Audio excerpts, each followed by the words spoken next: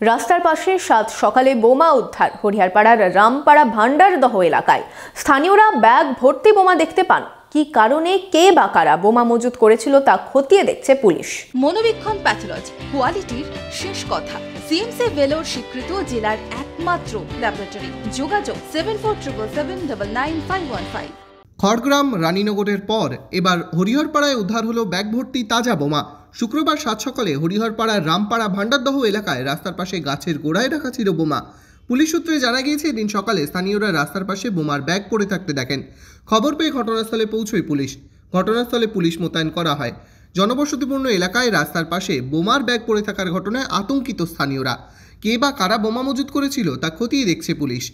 উদ্ধার হওয়া বোমা নিষ্ক্রিয় করতে খবর দেওয়া হয়েছে বম্ব স্কোয়াডে। বৃহস্পতিবার মুর্শিদাবাদের খড়গ্রাম ও রানীনগরে উদ্ধার হয়েছিল বোমা। এবার হরিহরপাড়ায় বোমা উদ্ধারের ঘটনায় এত বোমা কোথা থেকে আসছে তা নিয়ে প্রশ্ন উঠছে।